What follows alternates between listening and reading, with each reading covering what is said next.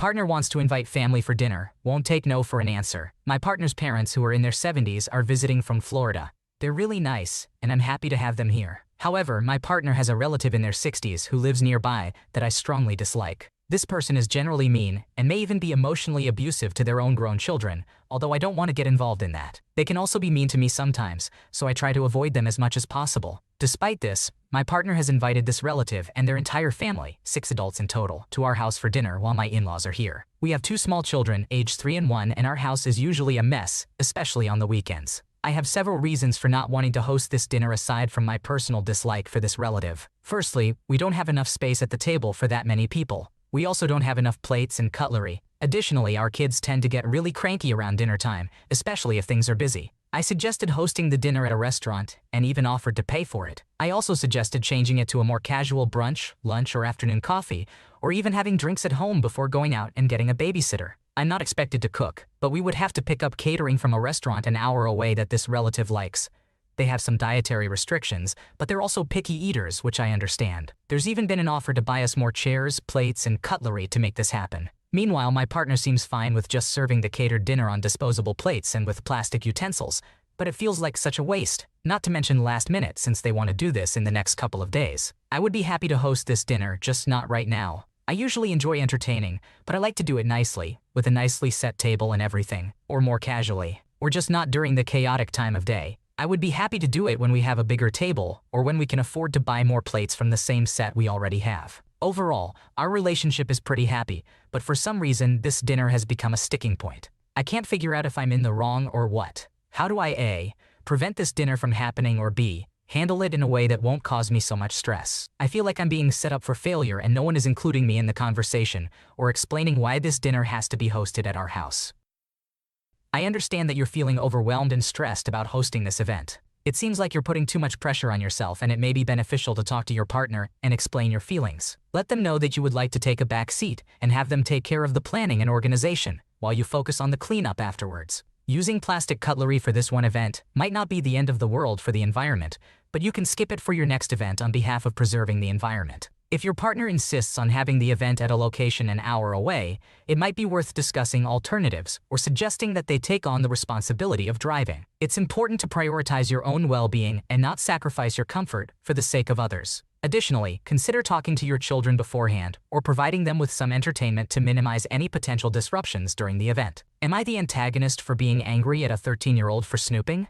3 years ago, I met and eventually married my current husband. He had 2 children and I had 1. This story revolves around the oldest daughter, who is now 13. My husband has equal custody of his kids. When we got married, we decided to move into my already owned house due to the housing market conditions. My house has 4 bedrooms, 2 bathrooms, and a large, partially finished basement. My husband's ex has always been very manipulative and vindictive. We met years after their divorce, and they've been separated for over 12 years. His ex even went as far as stalking me and becoming friends with my ex in order to gather more information about me. Recently, I found out that my husband's daughter had searched our house because her mom told her to, in an attempt to find things we might be hiding. She claimed she was looking for anything illegal and proceeded to describe the various spots she searched and what she found. She went through places like a closet under the stairs, the attic, the wood box, and even some very personal boxes that contained items from deceased loved ones. My issue is that I'm becoming increasingly angry about this. My husband thinks I'm overreacting since we had previously joked about her looking around, but we never had any concrete proof.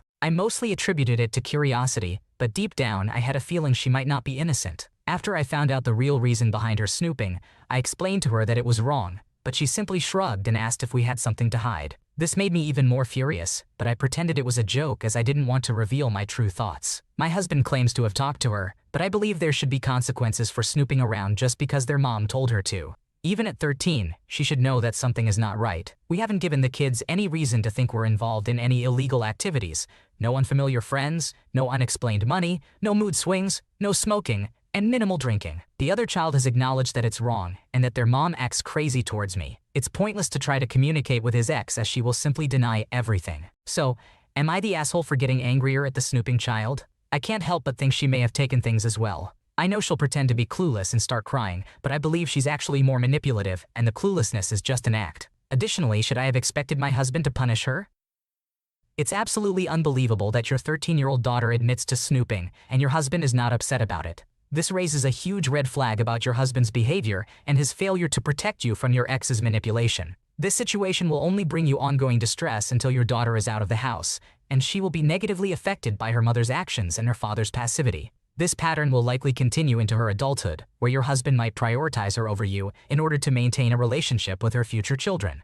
This is neglectful and a failure to protect on his part. Am I the antagonist for telling my mother-in-law to shut up about my gap year? I am a 26-year-old woman, F26, who has been in a relationship with my fiancé, M26, for 3.5 years, and we currently live together. My fiancé completed his graduate school 2 years ago and has been working ever since. He was in an accelerated program, so instead of the usual 7 years of schooling between undergraduate and graduate studies, he managed to finish it in 6 years. This accomplishment is a significant source of pride for his family, particularly his mom. On the other hand, I never really excelled in academics. After completing my undergraduate degree, I decided to take a year off to work, live independently, and figure out whether pursuing graduate school was the right path for me. That year turned out to be the most enjoyable one of my life. However, during that time, I solidified my career aspirations and realized that I needed to return to school to pursue my goals. Currently, I am in my final semester of law school. My mother-in-law frequently brings up that gap year I took after my undergraduate studies, referring to it as my gap year. Technically, she is correct, but I never regarded it in that light.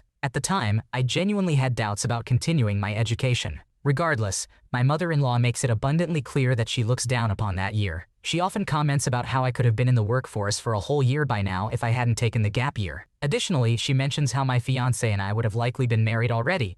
We decided to wait until I finished law school for the wedding, and how my fiancé is 2 years ahead of me. Despite my fiancé and I splitting rent and utilities, I contribute less financially due to my part-time work while he has a full-time job. As a result, he tends to cover a larger share of expenses related to groceries, household items, and our dog. I mentioned this to my mother-in-law when she inquired about it, but she was dissatisfied and complained about how my gap year caused her son to bear additional expenses for 2 years instead of just 1. Her negative comments about my gap year are incessant. Almost every time we interact, she brings it up. During her visit last weekend, she kept mentioning it, and I eventually lost my temper. I snapped at her, stating that without my gap year, I wouldn't have been mentally prepared to attend law school and that it was time for her to stop talking about it. I also reminded her that her son has significant student debt amounting to 6 figures, whereas I only have around $15,000. I made a point along the lines of, so who is truly in a better financial position? Fortunately, my fiancé supported me and told his mother that she needed to quit bringing up the subject. This resulted in her leaving while crying and claiming that we attacked her. Now, my father-in-law is asking us to apologize. Am I the one in the wrong for standing by my words? You already sucked up way too much of mother-in-law's behavior. She has showed no sign of slowing down or shutting up about something that is in no way any of her business. She needed to be told bluntly, or it never would have stopped. Don't apologize. Stand firm and tell mother-in-law and Phil if they want to be a part of your lives, they're going to have to stay in their lane and out of your business. I discovered my fiancé may have cheated on me years ago, and we're getting married in a few weeks. My partner and I have been together for a long time, around 9 years, engaged for 2. Currently, things are going well, but for a long time, I suspected him of being unfaithful. Although I didn't have any concrete evidence, I eventually had to let go of those insecurities. We went to counseling in 2021, and since then our relationship has improved. A few days ago, I used my partner's computer to record a podcast with my brother and his friends. Although we have separate computers, I prefer using his setup because it's nicer. He knows about it and doesn't mind. While logging in, I noticed a new email address on his computer that I hadn't seen before. Since I'm familiar with most of his emails, this one caught my attention. After the podcast, I decided to log into the email since his password was already saved on the computer. I understand snooping is wrong, and I admit what I did wasn't right. However, we're getting married in a few weeks, and I've had this gut feeling for years that he might be hiding something. My anxiety got the better of me. To my surprise, I discovered that this email address was used for sexual accounts and messages. Some things didn't really surprise me or worry me. For example, I knew he had a Reddit account that he used to look at pornography or pictures of girls. While I'm not thrilled about it, it doesn't bother me much. I also found old Craigslist personals to which he had replied before we started dating. Many of these personals included explicit pictures of himself. Again, I'm not happy about it, but I'm not surprised either. What did bother me was finding out that in 2018 and 2020, he had reactivated old dating accounts on OkCupid and FetLife. We were together during this time, so it was quite shocking to see. I didn't have much time to go through everything, but it seemed like he was talking and making connections with other girls. I can't be certain if he ever followed through with these connections. The most disturbing thing I discovered was that in 2017, while we were planning an anniversary trip to Phoenix, he had been responding to swinger ads on Craigslist with pictures of both him and me. He asked these strangers to meet up during our trip so that we could potentially engage in sexual activities together. The pictures showed him shirtless in neon bikini, but our faces were digitally blurred. This deeply upset me. I took photos of the evidence on my phone and immediately logged out. When my fiancé came home, I think he knew I had accessed his account because his behavior changed. Perhaps he received a notification. He has been overly affectionate and constantly checking on me. The next day, when I tried to log back in, the password had conveniently been changed, and I could no longer access the account. My heart is broken because I want to discuss it with him, but I don't know how to approach the topic. Moreover, it's Valentine's Day, and I'm not in the mood for anything romantic. I also don't know what to do about the wedding. Considering that all of this happened in the past, should I even care? Should I move on now that things are going well and just try to cope with it?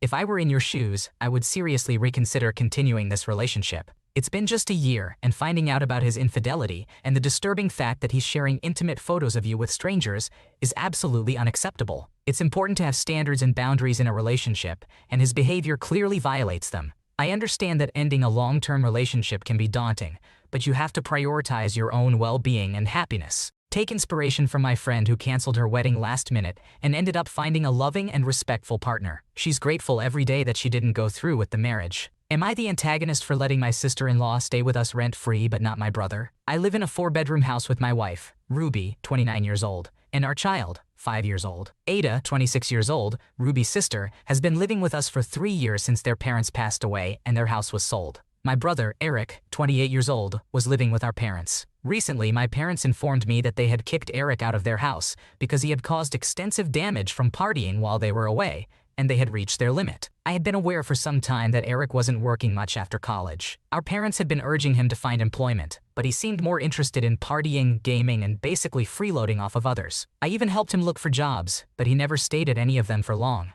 always complaining about the work culture or how it wasn't his type of job. My parents warned me that Eric might come to our house for help. I discussed it with Ruby and Aita, and Ruby suggested that if he wants to stay with us, we should have a rental agreement and proper paperwork. Aita does not pay rent, but instead takes on various responsibilities around the house. We have a shared approach to chores, groceries, and maintenance. For example, we take turns cooking, and if Aita borrows one of our cars, she pays for gas. If she notices any maintenance issues, she arranges and pays for repairs, keeping us informed. She also babysits our child whenever we need some private time or have to work overtime. She does all of this in exchange for staying with us and has become an integral part of our home. Our child adores Aita and sees her as the fun aunt. So we all agreed that if Eric comes, he should either pay rent or contribute to the household like Aita does. Eric arrived the day after my parents called. When we presented him with the conditions, he refused to accept them. He kept going on about how I was mistreating him and favoring Aita, who is technically just a sister-in-law. This angered me because I consider Aita to be my sister, and she has proven to be far more responsible than Eric. As a result, I decided to kick him out. He has been staying with friends on their couches, and apparently, some family members have heard his side of the story. They pity him and have started calling my parents and me cruel, claiming that I have misplaced my priorities. Thankfully, I have not disclosed Ruby and Aita's contact information, so they haven't received the same backlash as I have. Dealing with these calls has been a burden, and I instructed my parents to block the callers before they reached me. Although I have received support from my loved ones, I can't help but feel guilty for essentially making my own brother homeless. So, am I the asshole in this situation?